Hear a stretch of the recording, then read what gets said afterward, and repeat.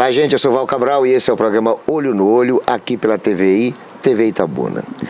Olha, um dos grandes problemas enfrentados pela população brasileira hoje é a questão dos serviços públicos de saúde. Nós temos noticiado e lido sobre acontecimentos que nos entristecem, envolvendo justamente enfermos em filas de postos médicos, postos de saúde sem equipamentos, sem medicamentos e sem médicos. Essa é uma realidade generalizada. Eu não conheço uma cidade, ou pelo menos não tenho notícia de nenhuma cidade, onde a saúde seja efetivamente plena. As dificuldades são enormes, sobretudo falta de medicamento para as pessoas. Pessoas que saem 2, 3, 4 horas da manhã para arriscar, no início do dia, conseguir uma ficha para um atendimento que muitas vezes só vai acontecer 4, 5, 6, 8 meses depois. Eu sempre tenho até falado que o melhor plano de saúde é o emprego, porque a empregabilidade dá condições para as pessoas poderem ir a um médico particular, a uma clínica particular. Vou dar só um exemplo. Ao tentar conseguir uma ficha para atendimento oftalmológico pelo SUS, normalmente o cidadão ou a cidadã leva de 4 a 8 meses. Uma consulta dessa custa, em média, R$200. Se ele estiver empregado e ganhando suficientemente para poder bancar, né, essa taxa, o que é que ele faz? Ele vai numa clínica de oftalmologia e em questão de meia hora no máximo, ele tem o seu atendimento concluído. Então o grande problema da saúde pública começa primeiro pelo desemprego. Mas para aquelas pessoas que já estão empregadas e são arrimas de família ou não têm condições suficientes para bancar um tratamento particular, a única alternativa é o Sistema Único de Saúde. E aí é onde a giripoca pia, porque a realidade é dramática em todas as cidades, como eu dissera antes. Você vê o drama dos serviços de saúde como uma calamidade pública. As pessoas têm morrido em postos de médicos, as pessoas têm morrido por falta de atendimento médico, as pessoas têm morrido por falta de tratamento fora do domicílio, as pessoas têm morrido por falta do essencial que está assegurado pela Carta Magna, mas que só existe no papel. Na prática, o SUS é uma piada de mau gosto. Na prática, o drama da saúde pública está afetando a qualidade de vida das pessoas. Os enfermos estão permanecendo enfermos ou simplesmente estão morrendo por falta de atendimento. E por que isso acontece? Estamos falando aqui das consequências, estamos falando aqui do efeito. E todo efeito, toda consequência tem causa. Onde está a causa do problema? Eu diria que são duas vertentes. A negligência agregada à incompetência, à inabilidade de gestão e à corrupção. Tivemos há coisa de uns 10 anos atrás, ou pouco mais, investimentos maciços, e aqui eu estou me referindo a bilhões de reais, investidos em estádio de futebol para uma Copa do Mundo que nos causou o maior vexame da história do futebol mundial. Nós bancamos uma festa futebolística, nós gastamos o dinheiro da saúde pública, nós gastamos o dinheiro da construção de hospitais e de aperfeiçoamento do sistema para a realização de um evento que deu para nós uma derrota de 7-1 para a Alemanha. Foi uma vergonha que vai perdurar por décadas, quem sabe por século, mas foi a consequência de uma causa muito maior, que foi a negligência naquele momento do governante, essa coisa chamada Lula, sangue de Cristo tem poder, está amarrado em nome do Senhor Cruz Credo, que preferiu investir bilhões de reais na construção de estádios, na realização de Olimpíadas, de Copa do Mundo, em detrimento às necessidades da população para os serviços de saúde pública. Então a causa está na corrupção.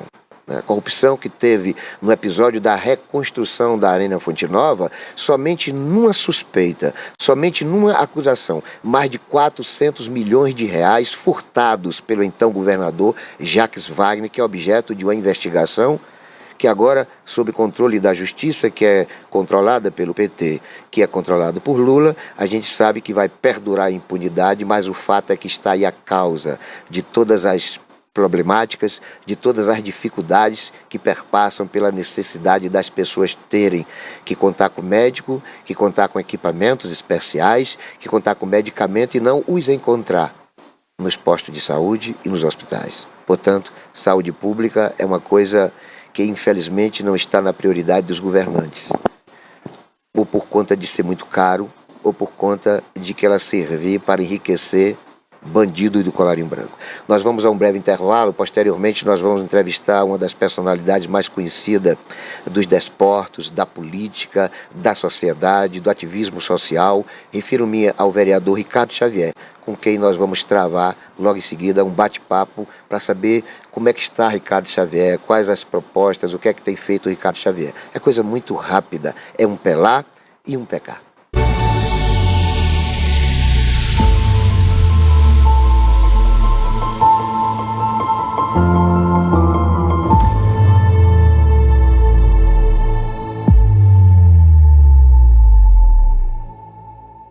Criada em 2005, a TVI se tornou a primeira emissora de TV por assinatura fora do eixo Rio-São Paulo, transmitida pela operadora TV Cabo para mais de 40 mil espectadores em Itabuna e Ilhéus. Com uma programação 24 horas no ar, a TVI chegou a fazer 6 horas de programação local diária ao vivo, revelando talentos para a televisão baiana. Inserida na Lei do Cabo, a TVI passou a integrar o seleto grupo de TVs com programação qualificada junto à Ancine e contribui com a capacitação do mercado audiovisual da Bahia para a captação de recursos para a produção de minisséries, reality shows, documentários e outros produtos de entretenimento para as mais variadas plataformas. Equipada com estúdios de áudio e vídeo e modernas ilhas de edição, a TVI também está preparada para trabalhar no jornalismo factual local, inclusive utilizando sua unidade móvel SDNG.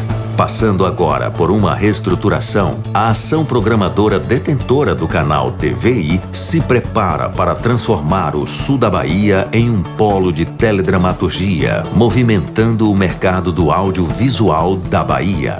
TVI é da Bahia, é da gente.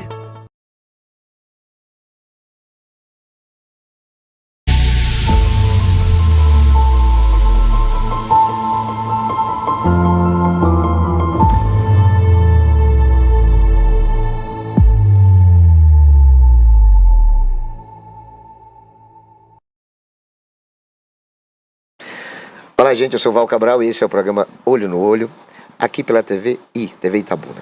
Nós vamos bater um papo com o Ricardo Xavier, vereador de 4 mandatos, vem de uma família tradicional, não somente nas questões políticas, mas dos desportos, né? Dirigente de clubes de serviço, de clubes sociais. O pai já foi até prefeito. O João Xavier, a história não conta isso, mas como eu sou filho de Itabuna e sou testemunha viva de tudo que acontece nessa cidade há 62 anos, eu posso assegurar que a história erra quando não coloca João Xavier como prefeito. Tudo bem, 2 semanas e tal, mas foi prefeito. Ainda que fosse por 2 horas. Ele foi prefeito substituto e foi vereador também. Foi presidente do Itabuna, a Maruzzi Xavier, desportista, que nos dá um orgulho enorme, rapaz, ver uma pessoa... Eu acho que ela já tem quase 80 anos, né? 76, mas assim, viaja para participar de competições de natação e sempre traz consigo troféus e medalhas. Ou seja, é um exemplo, né? Sobretudo para o pessoal da terceira idade. Maruzzi Xavier é uma figura simpática, na batalha ainda, dirigente de clube. Então, o Digão, presidente do Itabuna, ainda jovem, né? Mas outra figura também extremamente participativa, guerreira. Portanto, a família Xavier, né? Já velho, lá do Dantinhas também, que é o avô, outro historiador, enfim, é uma família que tem história nessa cidade, né? Tem história no legislativo, tem história no cotidiano do povo itabunense. E para mim é uma grata satisfação estar aqui batendo papo a partir de agora com o Ricardo, que é uma figura com quem a gente já esteve junto em algumas... Já tivemos também desassociados, né, ideologicamente, partidariamente, mas também já estivemos juntos. Mas sempre uma história de muita cortesia, muita simpatia, muito respeito, mas sobretudo dignidade no comportamento. E para mim é uma satisfação tê-lo aqui, e eu quero começar logo perguntando para o Ricardo Xavier, como tem sido, Ricardo Xavier, a sua vida parlamentar, como é que tem sido você como líder, do governo Augusto Castro, dentro de um contexto de pré-eleição, alguns acontecimentos dimensionando o que será ou não o resultado do ano que vem, mas o Ricardo Xavier é mais como um para-choque, né? Um governo regular, um governo com acertos e falhas, que é natural, né, no político, e cabe ao líder do governo justamente a parte mais difícil, que é a parte de dar explicações, de dar justificativas. E aí eu começo fazendo essa pergunta para o Ricardo. Como tem sido, Ricardo, ser o para-choque de um governo? Como tem sido a vida de um parlamentar que tem como função, além de legislar, né, aguentar a onda, né, segurar as pedradas que são jogadas no governo. Bom dia, meu querido. Bom dia, Val. Bom dia todos da TVI, telespectadores. Inicialmente, Val, eu quero agradecer aqui o convite. Você fez menções aí elogiosas à minha família e eu só tenho a agradecer. Realmente nós sempre tivemos uma relação muito cordial, já tivemos juntos em algumas lutas, separados em outras, mas a gente sempre defendendo os interesses da nossa cidade, a gente que vive aqui, que mora aqui, a gente que tem toda uma história, como você acabou de dizer, desde a época de meu avô, que foi o primeiro historiador da nossa cidade, que graças a Deus hoje preservou, junto com outros também, a memória da nossa história. Então é uma satisfação, muito obrigado pelo convite. E respondendo a sua pergunta, eu vou lhe dizer que ainda bem que eu estou no 4º mandato, porque essa experiência de ser líder atualmente de uma bancada de 20 vereadores, uma bancada grande onde você tem 21 vereadores, a experiência ela precisa estar presente, porque é um governo que, na nossa avaliação, está fazendo uma diferença em comparação aos últimos anos de administrações públicas, e aí não quero entrar no mérito de quem acertou, de quem errou, mas é um governo que vem conseguindo abrir novas perspectivas para o crescimento com o desenvolvimento. A nossa cidade, que já foi uma cidade de referência, eu diria, nacional, do ponto de vista da sua importância econômica, social, política, e que ao longo do tempo perdeu esse protagonismo. Então Augusto ele tem, nesse momento, conseguido nos abrir essa perspectiva de que Itabuna volte a ser a grande cidade que sempre foi.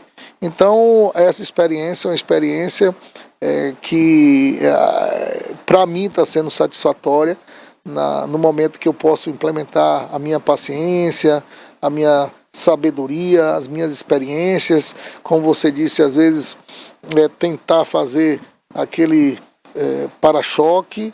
Isso é importante de um líder. O líder tem que saber que, enquanto ele é líder, ele tem a obrigação de fazer a defesa do governo, né? Ele não é líder da bancada, ele é líder do governo ao qual a bancada dá sustentação. Então, nesse desafio, a gente tem conversado muito com os vereadores, porque os vereadores, a gente precisa entender que eles são cobrados diariamente.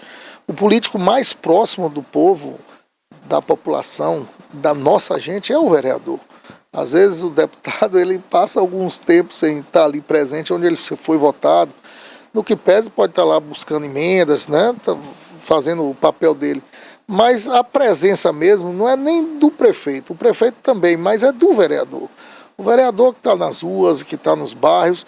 Então, na hora, Val, que ele vem fazer a cobrança, e aí é impossível a administração acertar 100%, impossível. Obviamente, fazendo parte da bancada de sustentação, a gente tem que ter toda a compreensão e tentar resolver de uma forma no diálogo e buscando os secretários, buscando os chefes de cada pasta para tentar amenizar aquele problema. Obviamente, os vereadores também sabem que não vai poder resolver tudo, mas obviamente, dentro das prioridades que cada um estabelece, a gente tem feito esse papel e tem sido correspondido pelo prefeito.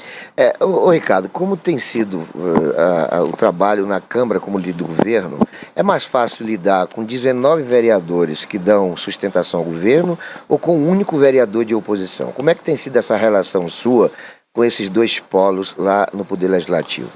Eu tenho defendido que no nosso sistema democrático, obviamente, cada bancada tem a sua importância. A bancada da oposição, ela se faz necessário, mesmo que seja com um vereador, com uma bancada de sustentação que tem uma grande maioria. Eu tenho buscado dialogar com o nosso líder lá da oposição, o vereador Danilo, é o único vereador hoje na oposição, como também tenho conversado muito com nossos pares, nossos colegas da bancada da situação, no sentido de tentar um equilíbrio. Obviamente, o que a oposição pauta na Câmara, a gente fica atento para ver se tem veracidade, se não tem veracidade. O que eu tenho buscado é de que a gente possa ter um legislativo equilibrado, um legislativo que, no fundo, e aí tem que ser verdadeiro, esteja efetivamente, Val, querendo o bem da nossa cidade, independente dos interesses eleitorais, porque a gente sabe que cada um, e as eleições estão próximas, e cada um vai ter a sua definição, o seu projeto político, mas que os interesses da cidade, eles não estejam abaixo, né? Eles estejam acima dos interesses, evidentemente, legítimos de cada um. Então, o nosso papel é esse aí.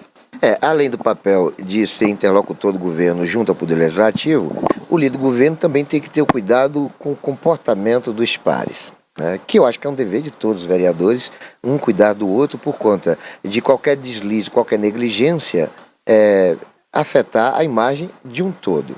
E ultimamente nós temos tido alguns problemas comportamentais, né? Nós tivemos a Polícia Federal batendo na porta de um dos vereadores, que foi o Dando Leone, acusado de rachadinha, está sendo investigado sobre essa situação. Nós tivemos o caso também de um vereador que usou despauterios contra a primeira-dama, e nós temos outro vereador que esporadicamente está envolvido aí com comportamento abusivo, sobretudo na questão do alcoolismo.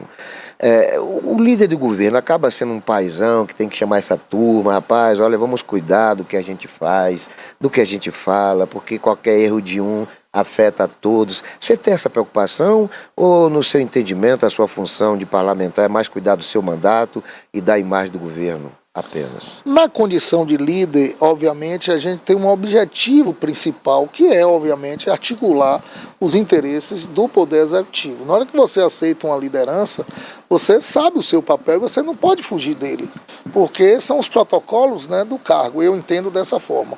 Obviamente, como vereador e como ser humano, a gente fica atento a todo o comportamento, não só de estar vereador, mas também do próprio ser humano. Então, a Câmara de Vereadores, ela tem uma mesa diretora, que é quem administra, obviamente, a parte financeira, administrativa, mas que também tem o papel de fazer essa interlocução de equilíbrio entre os pares. Obviamente que nós estamos passando por alguns problemas, como você falou. No caso específico do vereador Cosme, a gente tem tido todo também um cuidado, porque o alcoolismo é uma doença, a gente sabe disso, e a mesa diretora tem conduzido isso de forma a tentar ajudá-lo, no sentido de que também ele tem uma representação significativa. O Cosme foi um dos 5 vereadores mais votados democraticamente. Os eleitores dele, obviamente, farão um julgamento na hora certa desse comportamento, mas a Câmara tem tido esse cuidado. No caso de Dando, há um afastamento da Justiça, há uma denúncia, uma investigação. A gente também não pode aqui estar crucificando antes do resultado final, porque eu tenho dito que uma situação é você ser processado, está sendo processado, a outra você pode ser absolvido ou pode ser condenado, né? Na hora que for absolvido é uma situação, se for condenado, obviamente pague pelo que cometeu. E em relação a Danilo, que teve aquele discurso em relação à nossa primeira-dama, houve uma solidariedade muito grande do ponto de vista dos próprios vereadores, da sociedade, em rejeitar esse tipo de comportamento do vereador. O vereador, posteriormente, ele pediu desculpas, está sendo ouvido, né, na comissão de ética que está instalada, inclusive agora na quinta-feira terá a sessão, porque o Danilo já apresentou a sua defesa. Então a Câmara, de uma forma geral, está tendo todo o olhar para todas as situações, porque, como você falou, se atinge um, evidentemente, mesmo que o erro possa ser individual, atinge todo o conjunto da imagem do Poder Legislativo. Então, esse é o nosso entendimento. Ricardo, você já foi vereador, está no 4º mandato, né? Muito tempo passando pelaquela casa, antecedendo você o seu pai, E há um pleito histórico de construção da sede própria, né? E a gente já viu algumas reformas sendo feitas, né? Eu devo ter passado por umas 4 ou 5 reformas, e todas muito valiosas. Agora mesmo, supõe-se que o gasto seja acima de 2 milhões, alguma coisa parecida. Você não acha mais lógico fazer um trabalho de construção da sede do que reformas? Porque reformas, elas são esporádicas, sempre vão precisar ser feitas, ainda que o investimento seja para a construção de um prédio próprio. Mas a Câmara hoje está ocupando um espaço que é indevido. Qual a sua opinião a respeito desse assunto? Você chegou a conversar com Erasmo Ávila, que é o presidente, a respeito da pertinência ou não dessa reforma em detrimento da construção da sede própria, já que em gestões anteriores até um terreno foi adquirido, foram, segundo informações, gastos mais de 600 mil reais com terraplenagem e as coisas pararam ali com a não reeleição do Rui Miscócio, na época vereador e presidente da Câmara. Qual o seu entendimento a respeito desse assunto? Você acha que já chegou a hora da Câmara ter a sua casa própria? Na época de Rui, que foi o presidente, eu não era vereador nesse período que foi adquirida esse terreno. Agora, quando o Erasmo tomou a decisão de fazer a reforma, eu estava na condição de secretário, eu estava licenciado, portanto não participei das discussões. Eu tive a oportunidade de ser presidente e conhecer de perto as finanças da Câmara e a capacidade de construção. A minha opinião é que a Câmara deva ter o seu espaço próprio, deva se construir. Obviamente, a Câmara sozinha não vai construir, não vai conseguir construir, porque se você for construir uma Câmara moderna, uma Câmara de acordo com o porte da cidade de Itabuna, você vai ter que ter o apoio da prefeitura, mesmo devolvendo do Odécimo, mesmo fazendo todas as economias, porque uma Câmara hoje moderna, ela não vai sair por menos, nós temos 21 vereadores, de 8, 9 milhões. É um número assim que a gente tem conversado com alguns engenheiros, alguns arquitetos, na época eu tive a oportunidade de conversar, então vai precisar, ou vai construir aos poucos e vai entrar um mandato de presidente, o outro mandato de presidente, com o compromisso de que um dê continuidade ao outro, ou vai ter que ter o apoio da prefeitura, mesmo a Câmara devolvendo parte do Odécimo. Agora, aqui para nós, que a reforma tá bonita, tá? A Câmara eu acho que vai acabar resultando numa das mais bonitas do país. Olha, a reforma de paisagismo, aquela parte externa, efetivamente está ficando uma maravilha do ponto de vista até de ponto turístico da cidade. Sim. Né? Então é uma recuperação de um prédio que hoje não é da Câmara, mas é do município de Itabuna. Então vale também essa iniciativa do ponto de vista de se recuperar um patrimônio da nossa cidade, dando modernidade, dando uma opção de convivência.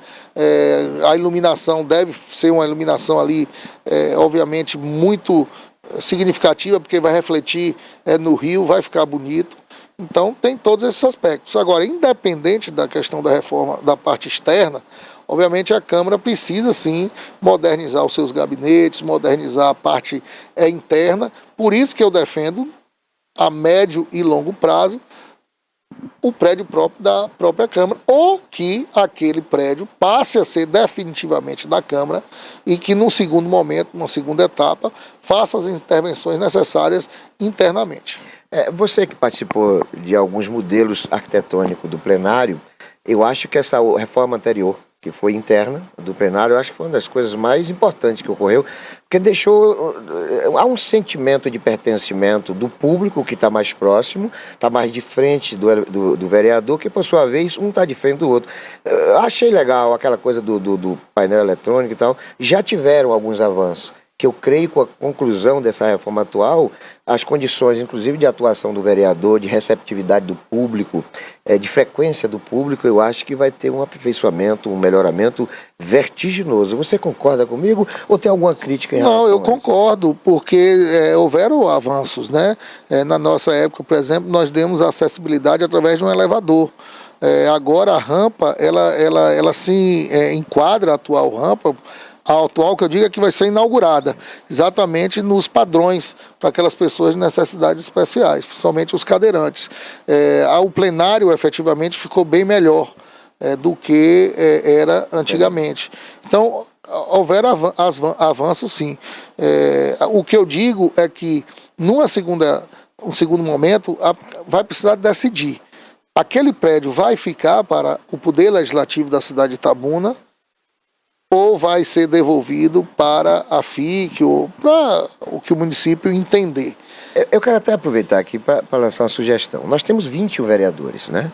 Em torno desses 21 vereadores deve ter o quê? Uns 8, no mínimo 8 deputados federais. Os deputados federais têm as chamadas emendas populares impositivas. E será que você não poderia encampar uma liderança no sentido de cada vereador assuma um compromisso para que, por sua vez, seus respectivos deputados federais colocassem nessas emendas um recurso que, no conjunto, pudesse dotar o município de condições para construir a Câmara, já que a Câmara não pode construir? Já é uma ideia, Val, interessante, né, que você está colocando aqui. Claro que nós não podemos responder pelo deputado, mas nós podemos fazer ações junto aos deputados que coloquem efetivamente a emenda destinada à construção. O esforço, né? O esforço. Então, no sentido de cada um. Só é verificar a legalidade dessas emendas, né, se é possível, na área da construção. Eu acho que sim, porque, se eu não me engano, a Salvador, o anexo de Salvador, foi através de uma emenda. Eu não me engano, eu não tenho certeza nessa informação, mas me parece que foi uma emenda que viabilizou a construção daquele anexo. A minha sugestão seria, no caso aí, se forem 8 deputados, acho que sim, acho que devem ter no mínimo 8 deputados federais no entorno dos 21 vereadores, né? Seriam todos irem a Brasília para uma reunião conjunta já com um projeto, com custo, e de maneira equitativa, de maneira igual, cada deputado apresentar uma emenda para que repartidamente se chegasse ao total da construção da nova sede. Acho que seria interessante. Perfeito, uma ideia interessante. Sem prejuízo para o município, porque o esforço que está sendo feito agora para a reforma poderia ser redirecionado para equipamento de artes e de cultura. Sim, o que está sendo feito, independente se vai continuar a Câmara ou não vai acabar. Sim, né? sim. O prédio está ficando bonito, vai ficar bonito. Obviamente, numa segunda etapa, pode-se fazer as reformas internas, mas ali, independente de ser a Câmara, não vai se perder. Ficou o patrimônio para o município. E essa ideia sua é uma ideia boa. A gente vai tratar desse assunto, sim, Val. Depois você pode me cobrar para ver como é que eu tratei desse assunto. E olha que eu sou bom cobrador, viu? É isso aí. Ricardo, é o seguinte, a gente falou muito sobre Câmara, sobre Poder Legislativo, um pouco da sua história, mas a gente vai no próximo bloco falar sobre Ricardo, candidato à reeleição. Como é que está, qual o partido, quais as expectativas de coligações que eu me refiro na majoritária, que é proporcional, não vai poder mais, até porque o partido a que você pertence, Cidadania, já está federalizado ao PSDB. Como é que está a situação, as articulações, as conversações, objetivando você ir para um 5º mandato? Isso tudo a gente vai procurar saber de você no próximo bloco, onde teremos a resposta dessas nossas perguntas para o Ricardo Xavier. E é um breve comercial, uma coisa muito rápida, é um pelar e um pecar.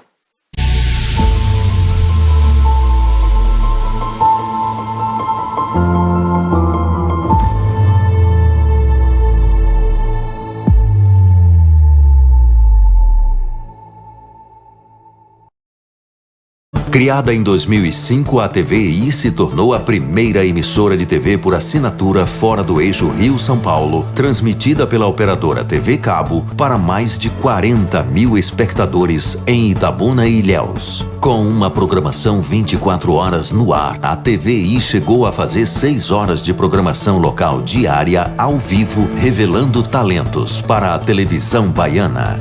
Inserida na Lei do Cabo, a TVI passou a integrar o seleto grupo de TVs com programação qualificada junto à Ancine e contribui com a capacitação do mercado audiovisual da Bahia para a captação de recursos para a produção de minisséries, reality shows, documentários e outros produtos de entretenimento para as mais variadas plataformas. Equipada com estúdios de áudio e vídeo e modernas ilhas de edição, a TVI também está preparada para para trabalhar no jornalismo factual local, inclusive utilizando sua unidade móvel SDNG. Passando agora por uma reestruturação, a ação programadora detentora do canal TVI se prepara para transformar o sul da Bahia em um polo de teledramaturgia, movimentando o mercado do audiovisual da Bahia. TVI é da Bahia, é da gente.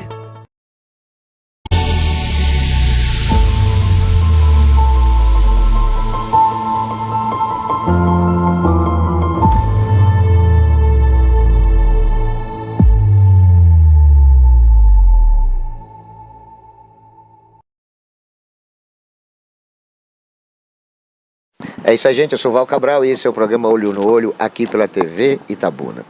Ricardo, a gente sabe que o processo eleitoral para o próximo ano já está em vigor. As pessoas estão se articulando, as possíveis coligações estão sendo conversadas, os partidos têm tido assim uma dança de cadeiras, são presidentes que são mudados, são possíveis candidatos de uma agremiação que a gente já vê sendo filiada a outra. Enfim, está havendo uma efervescência enorme para o pleito do próximo ano, embora saibamos que a legislação eleitoral estabelece apenas 45 dias para o vigoramento de uma campanha política.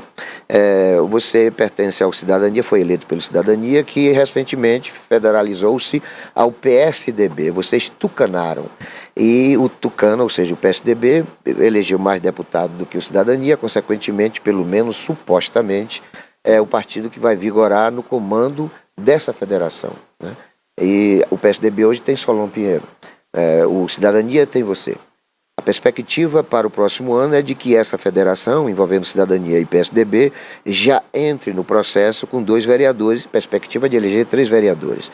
Como é que estão as articulações, como é que estão aí as perspectivas de formação do time, porque é preciso, né, vocês terem 22 candidatos, que é o limite máximo de registro de candidaturas, e como é que está hoje a Federação PSDB Cidadania e como é que está nesse contexto a possível candidatura de reeleição do Ricardo Xavier? Val, só para consertar aqui, Solon, ele está querendo se filiar ao PSDB, mas ele foi eleito pelo Solidariedade, ele está no Solidariedade. Obrigado. É só para consertar aqui. Colocar os pingos nos is. Os pingos nos is. E, evidentemente, há uma vontade dele se filiar ao PSDB. Esse sistema nosso, ele é um sistema muito complicado, ele muda toda hora, ele muda a cada eleição. Eu digo que é muito difícil hoje você fazer política só no município, porque as decisões, Val, no que pese, quem faz a política do Brasil como um todo é o município, né? É o vereador que está junto do povo, e claro que você elege seus deputados, elege seus governadores, mas quem decide tudo é estadual e é nacional, na maioria das vezes. Não adianta a gente querer aqui fazer demagogia não, e tem que dizer a verdade mesmo, não adianta tapar o sol com a peneira não, às vezes é um ou outro partido que tem autonomia no município, e essa questão de federação está muito ainda recente. Então, como você falou, não está definido. Quem vai definir aqui a questão de Itabuna? É o Cidadania, é o PSDB? Como é que está acordado isso? Eu digo porque nós temos uma outra federação também aqui em Itabuna, que você tem 3 partidos, o PV, o PCdoB e o PT, do qual uma parte do PT faz parte do atual governo, o PCdoB faz parte do atual governo, mas o PT lançou a pré-candidatura de um candidato, e o PV também. Então como é que vai ser decidido isso? Então está muito, e a população fica sem entender muito. Então isso é culpa do nosso sistema político brasileiro. No que pese a essas decisões serem a nível estadual, o que é que eu estou fazendo? Eu estou fazendo a minha parte enquanto vereador, porque eu digo a você que eu faço política todos os dias, independente de estar vereador ou não, como eu já fiquei na primeira suplência, hoje estou no 4º mandato, então eu continuo aqui no meu dia a dia, atendendo aos meus eleitores, há eleitores que não votam em mim, mas que merece também todo o respaldo de quem foi eleito, porque eu passo a ser vereador da cidade de Itabuna, então de todos, independente de quem votou em mim, e eu estou fazendo a minha parte, visitando os bairros, né, principalmente aqueles bairros que eu tive isso é normal, que eu tive uma votação maior, visitando também bairros que eu nem tive voto. Então eu estou fazendo a minha parte, e obviamente essa discussão partidária aí, do momento oportuno, a gente vai, obviamente, participar. Essa pedido de correção que eu vou fazer não é revanchismo da minha parte, não. Sim, pois não. É porque o PV já desistiu da candidatura própria, também está apoiando a eleição de Augusto. Sim. Aldenes, é verdade. Obrigado, pingo no i.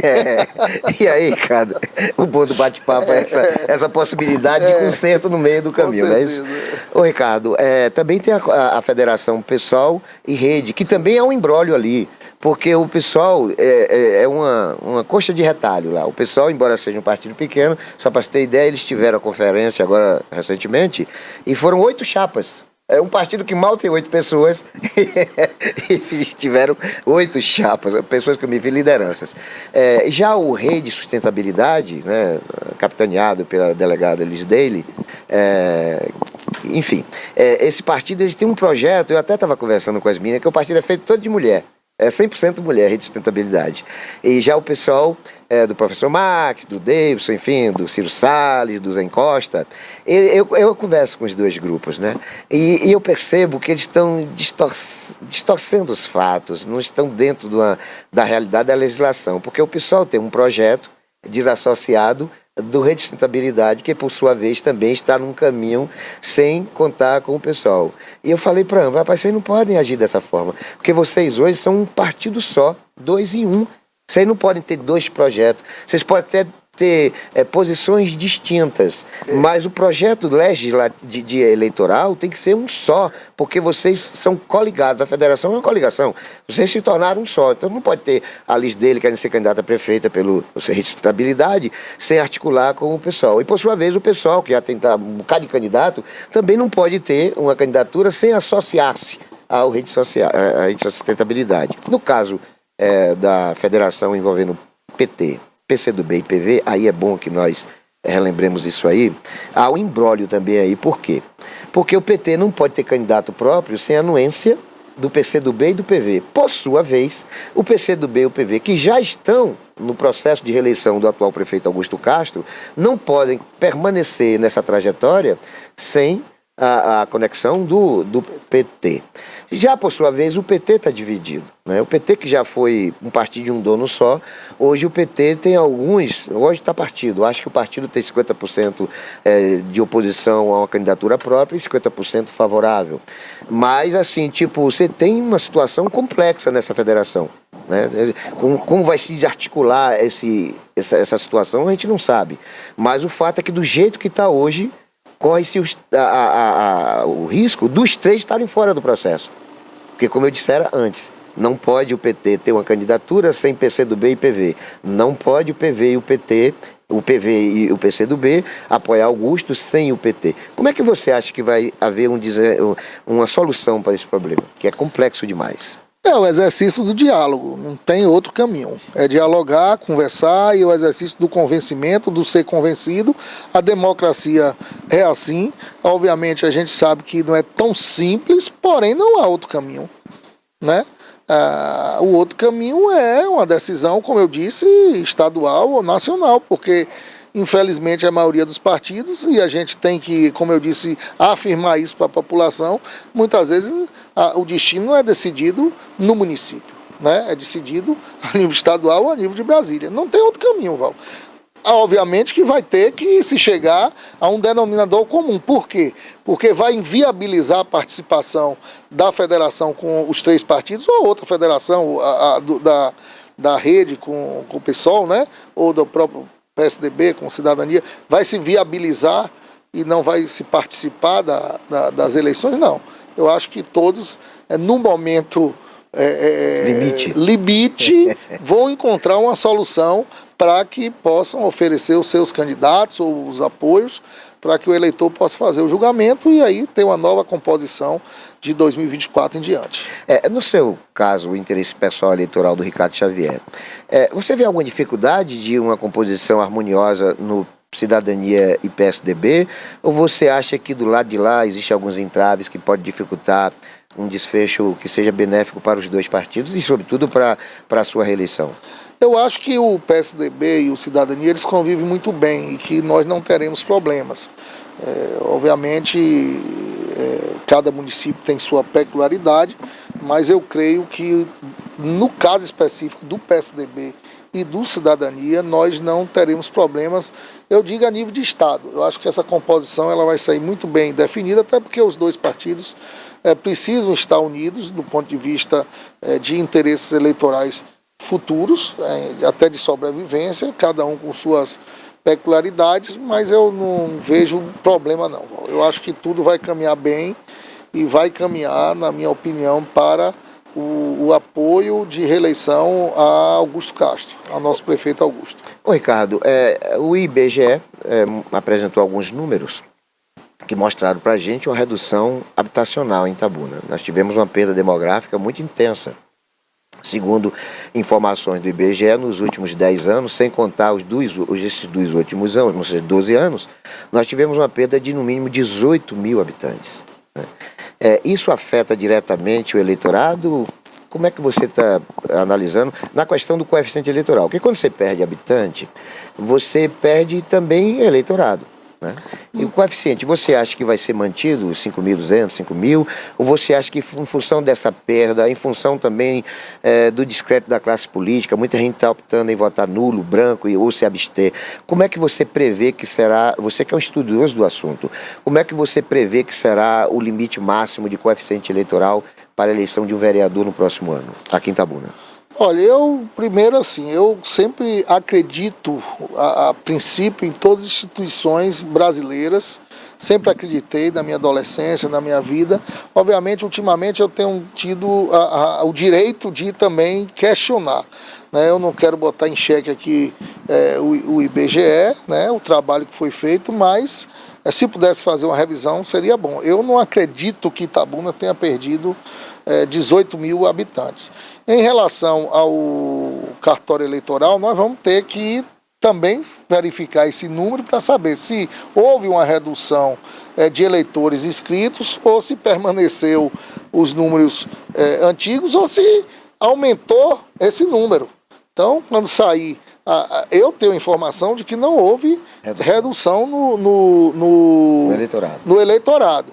Então, a gente precisa ter efetivamente conhecimento desses números, o número de forma real, para que a gente possa fazer análise. Se permanecer do jeito que está aí, eu creio que nós teremos um coeficiente eleitoral em torno aí de 5.000 a 5.400. Eu não acho que na votação de vereador, apesar de que há um movimento muito grande e a gente entende de vários eleitores que não querem votar em ninguém, querem anular o seu voto, ou querem votar em branco, ou querem fazer abstenção. Eu particularmente sou a favor do voto facultativo, eu não sou a favor do voto obrigatório, eu acho que é um dos erros da nossa legislação, mas enfim, isso aí fica para outra oportunidade, essa discussão. Eu creio que para a eleição específica de vereador, nós não teremos uma redução. Essa é a nossa expectativa, porque o vereador está ali, como eu disse, em contato. Você às vezes mora numa rua, tem um parente candidato, tem um amigo candidato, tem uma pessoa que você admira. Hoje em dia a gente sabe que o voto ele é muito pela relação, outros votos vão pelo reconhecimento do trabalho, né, do que a pessoa ofereceu à sociedade ao longo de sua vida, enfim.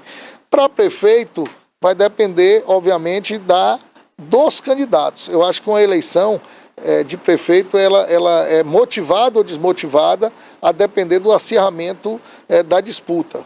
Então, na eleição passada, nós tivemos menos votos para o prefeito do que para vereador. Nós tivemos mais votos para vereador do que para prefeito, né? Eu acho que para prefeito não chegou nem a 100 mil, e vereador acho que chegou em torno de 110 mil. Então essa é a expectativa, obviamente a gente precisa estar com os números mais definidos para que a gente possa fazer uma avaliação mais próxima da realidade. Outro fator que poderá implicar numa redução do eleitorado e consequentemente do coeficiente eleitoral é o aspecto da redução do número de candidaturas. Perfeito. Porque quando mais candidato você tem, há um leque maior de opção para o eleitorado. Agora vão ser somente 22, antes eram 32. Você não acha que este fato poderá fazer com que haja uma redução, independentemente da quebra demográfica, uma redução do coeficiente eleitoral em função da redução de candidaturas? Esse fato é muito relevante para a questão da quantidade de votos válidos, né? Obviamente, se você reduzir, como vai ser reduzido, né, o número de candidatos, você pode ter uma redução, sim, do eleitorado. Consequentemente, do coeficiente. Porém, também você tem outro aspecto aí. Os votos podem ser disputados por candidatos que tenham uma maior força eleitoral. Sim. Né, e você possa atrair esses eleitores que, em determinada eleição, votarem em outros candidatos. Ô Ricardo, você suscitou aqui uma dúvida a respeito do resultado do IBGE.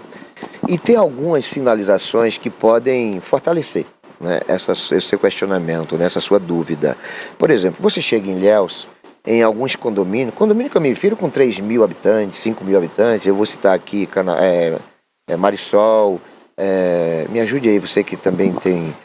Água de Olivença, Mamuã. Aí você encontra quase 100% dos moradores são de Itabuna. A gente se sente em Itabuna quando está num desses condomínios. Será que não houve implicação? Tipo assim, o sensorista, o entrevistador chega num ambiente, né? Está fechado. Aí me parece que quando isso acontece, eles pegam a média, não é isso? Pode acontecer do morador, que deve ser um aposentado, e ali morar netos e filhos, estarem numa temporada em Ilhéus, ou até morando em Ilhéus e aqui. Você não acha que seria uma forma, um objeto de pesquisa, né, de indagação ao IBGE, uma resposta sobre essa possibilidade? Ou de estar colocando como ilhéense o morador que é de Itabuna, ou não considerando aquele morador que é de Itabuna, mas que esporadicamente está passando a temporada em Ilhéus. Você não acha que seria aí um caminho de investigação para essa redução? Observação perfeita, Val. Essa observação é perfeita. Hoje, e aí você que está nos assistindo, veja se você não tem um amigo, um parente ou alguém que esteja nessa condição. Muitas pessoas em Itabuna hoje, principalmente aquelas que já estão aposentadas, passam um período na cidade de Itabuna e outro período no litoral. São várias pessoas nesses diversos condomínios. Então, essa observação sua é perfeita e eu acho que quando há dúvida, independente dos custos, eu acho que quando há dúvida e você compromete várias situações para o município, inclusive numa redução de população, não custa a comunidade política da cidade, as entidades organizadas, a sociedade civil, tentarem fazer um movimento para uma reconsideração do IBGE no sentido de rever, né, como foi feito esse trabalho. Porque no entorno dessa problemática, ou seja, dessa redução drástica, 18 mil habitantes, cara, é muita gente, tem muitas cidades no entorno de Itabuna que não tem essa habitação, essa quantidade de habitantes. E isso implica em redução de arrecadação pelo Fundo de Participação dos Municípios, no próprio resultado eleitoral, porque reduz o coeficiente eleitoral, enfim, você tem uma situação complexa e quando você vai ver o perfil dos que estão imigrando, você vai ver que é gente que não está conseguindo emprego na cidade, ou seja, é eleitor, é trabalhador, é adulto, mas consigo vão, né, aqueles de quem eles são arrimo de família. Então, há de se estudar qual é o perfil dos que saíram, sabe? O quantitativo do eleitorado, já que não houve redução, por que não houve redução do eleitorado e houve redução de habitantes? Então, existem muitas sinalizações que podem apontar para equívocos ocorridos. Não creio que tenha sido de má fé, não creio, mas alguma coisa não funcionou positivo porque os números não batem. Você, quando tem redução de população, automaticamente você tem outras reduções, sabe? O eleitorado, o CadSUS, vários outros aspectos de atendimento populacional, de serviços à população, que acabam implicando também em reduções quando há redução de população. Então aí fica aqui também uma sugestão para que você, na condição de parlamentar, possa suscitar essa situação, né? Buscar a resposta do IBGE para essas coisas que não estão bem, sabe, bem delineadas, não tão justificáveis. Mas, Ricardo, nós vamos a um breve intervalo que depois eu vou querer saber sobre o Ricardo, a pessoa do Ricardo, né? Nós falamos aqui do Ricardo, da política, do partido, um pouco de história, mas nós não falamos do Ricardo, Ricardo família, Ricardo cidadão, Ricardo pai, Ricardo filho. Vamos falar no próximo bloco, porque quem está nos assistindo também, de repente, conhece o Ricardo vereador, até apoia, vota no Ricardo, mas não sabe o Ricardo família, o Ricardo cidadão. Vamos procurar destrinchar um pouquinho esse assunto depois do intervalo, que é muito rápido, é um pé lá e um pé cá.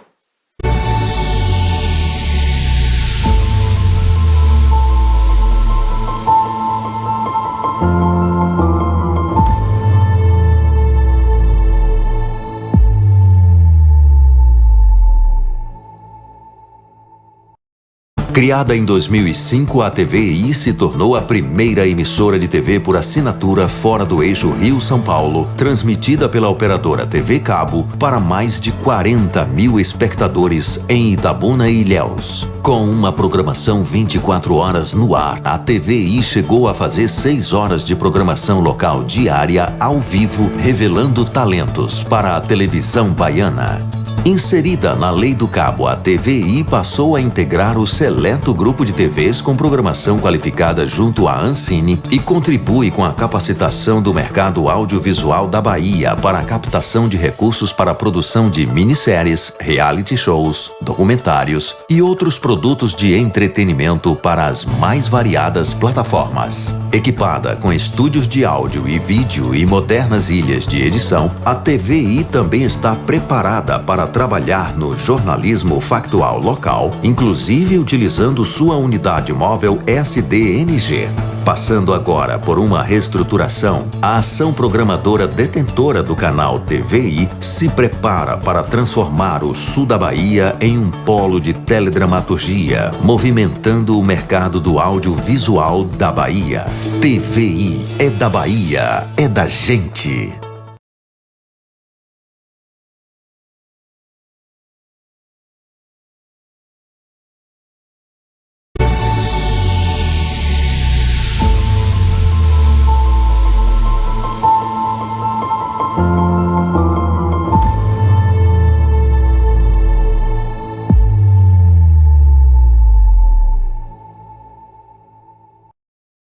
É isso aí, gente. Eu sou o Val Cabral e esse é o programa Olho no Olho, aqui pela TV Itabuna e TVI. Olha, o Ricardo Xavier é muito conhecido, afinal de contas são 4 mandatos, né? Mas o Ricardo Xavier é político, né? O Ricardo Xavier, que já foi presidente do Itabuna, o Ricardo Xavier é desportista, enfim, que está sempre dando entrevista em rádio, televisão, blogs, enfim.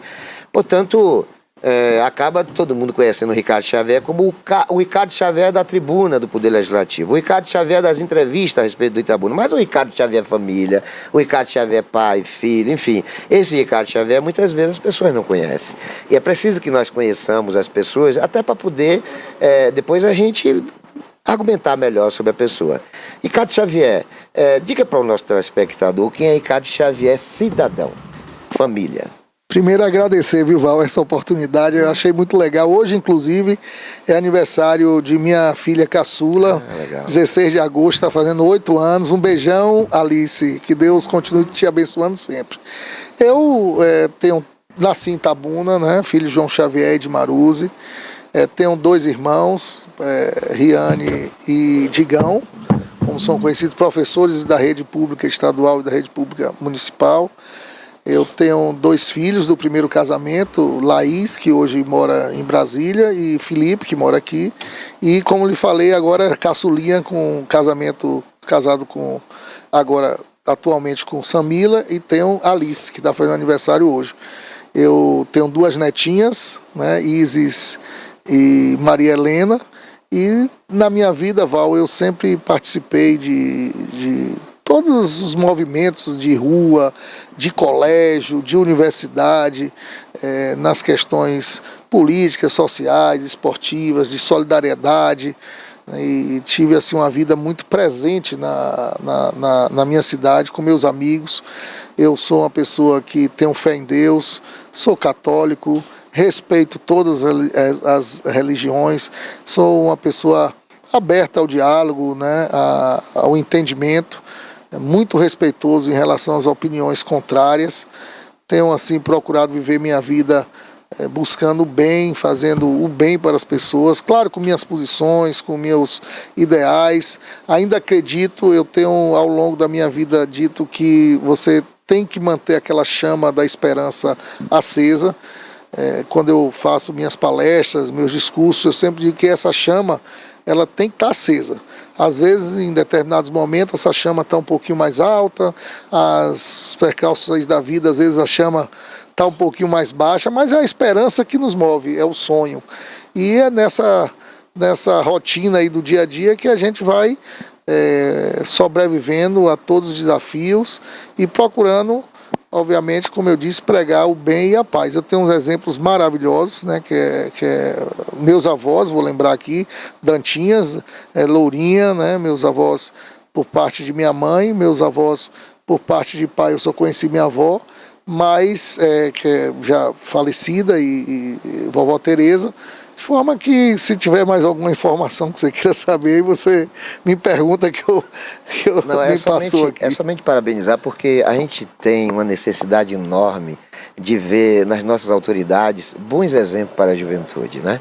E quando a gente vê, por exemplo, um político se envolvendo em coisas que são satânicas, que são ruins, a gente fica muito triste. Porque no caso de você, Ricardo, você é foco, você é vitrine, você é referência. Então qualquer atitude sua, qualquer fala sua que seja negligente, acaba afetando uma camada da sociedade, sobretudo os adolescentes, que acabam se espelhando naquilo que você faz, no que você fala. E você tem se notabilizado justamente por ser um exemplo de conduta, né? Conheço você há muitos anos, conheço você desde a época que você era garotão. Eu tenho 62 anos. Não sei se eu tenho idade de ser seu pai, mas eu tenho idade maior do que você. Pouquinho, né? 54 eu tenho. Eu vou fazer 55 agora, 7 de setembro. E eu vou fazer dia 9 de setembro. Ô Val, eu esqueci também de dizer que na minha adolescência ali, eu também fui um dos percussores aqui do carnaval de trio, né? A gente de blocos, né? Nós somos remanescentes. Remanescentes. Eu fui o primeiro presidente da Associação de Entidade Carnavalesca de Carnavalesca. Ainda o carnaval ainda era na cinquentenário. Legal, muito depois bom, foi Beira Rio, o finado Palito, né? Sim, que também, tantos Palito. outros saudosos. Palito, e nós tínhamos o bloco com Sérgio Sepúlveda, Juninho Naralho, Drops com Jaca, depois a gente foi para o bloco Badrops, bloco Ouro, né, que foi o de trio.